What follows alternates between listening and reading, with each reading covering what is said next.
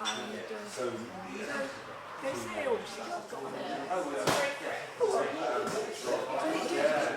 So, folks, it falls to me to give a very warm welcome to the team from the National Rail Heritage Awards to the Ffestiniog and Welsh Highland Railways. It's always a little bit unusual in circumstances like this because as we've got the Ffestiniog family here, the extended Ffestiniog family includes all the team members that are here with us today. So it feels like we're very much talking amongst friends. I think I would like to really just start by saying how important awards are, because we all do so much work for our railway or indeed other organisations, but we all do a lot of work. A tremendous amount of effort goes in to create the heritage railways, the heritage scene in the UK, and so much of it just passes by or is taken for granted. And I think it's really important from time to time to actually stop, look at what's been achieved, acknowledge those who've been involved, and to mark it in some way. And of course that's what awards do for us. And you know, when it comes to organising awards, I know personally I've been involved with the HRA Awards. There's an enormous amount of effort that goes into gathering the information, assessing all the information that's brought forward, the things that are put forward for awards, and then the really tricky one, which of course is making the decisions. There's a lot of work that goes into that, and I think that we should thank the team that do those awards for the effort that they put into it. It is appreciated. So I think with that, what I'd like to do is I'd like to hand over to, I think, Andy, who's going to say a few words on behalf of NHRA. Of course, Andy's very well known to us, part of our family. So I'd like to hand over to Andy. I think you'd like to say a few words about the project and how all this came to be. It feels weird standing here doing this job in present company, I have to say, because I feel I should be on that side.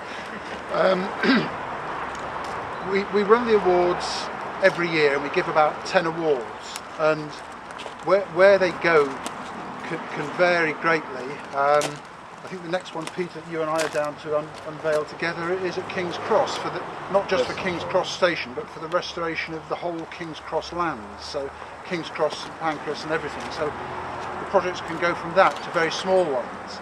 But one project that we've had every year is the one for volunteering.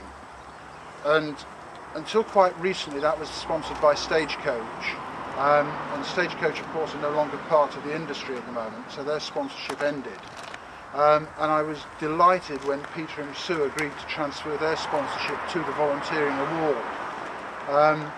And they particularly asked me that we should look at inclusion, so that it's not just all about male, pale and stale, and possibly about disability.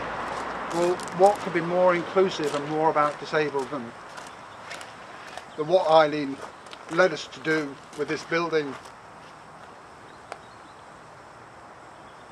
So it's a real pleasure to me that the adjudicators, and I don't have anything to do with the actual awards because my hands are on usually about 2/3 of the entry every year, so I'm not allowed to say who gets the awards. But That's what he says. What I was determined was that it was going to be entered, and I think Neil, Alan and Howard were fed up with me last year because they kept saying it's not going to be finished, we don't want to enter it. I'm saying yes, you're leaving it in.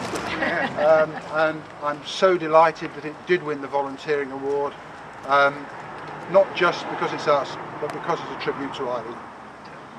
Peter, Sue, would you like to unveil the plaques? Right. Well, there we go. One hand each. There we are. How's that? There. Shall I say something? Briefly. What first thing to say is so it's very nice to be on somebody else's railway. because we're very keen on heritage railways, mainly because I look after one. In fact, I spent 20 years, I used to joke in London, in Transport for London, that we had two museums. One of them was full of nicely painted exhibits, and the other was transporting people around London daily. And it's no less a business on Network Rail. So we've been, Andy and Sue and I have been out on the boat this morning looking at Barmouth Bridge, which we're now renovating and more completely than anybody's done it since it was built, I think. So I know personally, and the people who work for us at Network Rail know what it's like to look after an old railway. What I really like about the Ffestiniog Railway is not just the fantastic rolling stock and locomotives, but the fact that you're concentrating on the built environment as well. I think if I'd had anything to do with awarding this award, I would have given it to this building too, because I think there aren't enough heritage railways who are looking after the environment of the railway, and this is a fantastic example. And as Andy said, Sue and I are very pleased, very keen that the awards represent diversity, and you couldn't get much better than that. A project wholly directed by a woman with disability access. I met Eileen a couple of times on the Snowdonian, and she was clearly a forceful personality, and you all did what she said, which is a great thing, because what she said was absolutely right. Actually, this is a great renovation. So for all those good reasons, it's won the award, and we're really pleased to be here to celebrate it. So thank you all very much. This really is the icing on the cake, but to me the cake is so much of what's already been mentioned. Paul referred to the family, and I think it was Andy referred to the range of people. And if you think the people here, I'm guessing less than half the number of people that were involved in this project to a lesser or greater extent. We actually had 2 OBEs working on this project. Both ladies, I don't know if there was some sexism in there somewhere. We've got a doctor standing around here somewhere. We've had a repairer of fine china around guiding us, particularly on the detail of the looks. And this project, although I've been involved with a few, this project really brought home to me the Ffestiniog family and all the people on the project.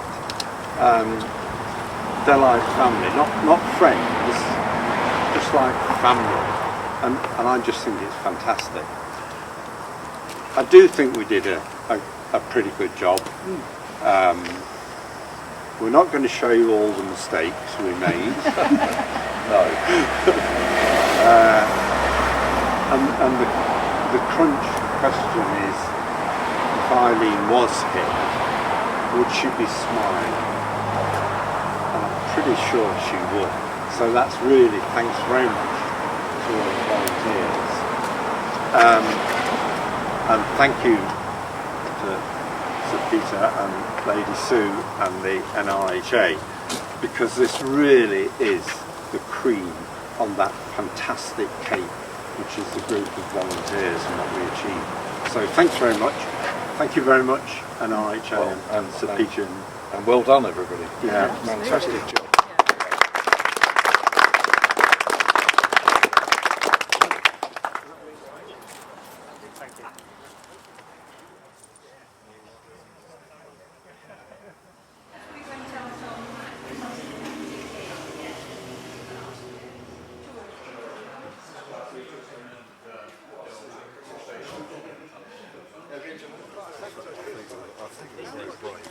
I keep saying to Paul, one of the things that these things are hard enough.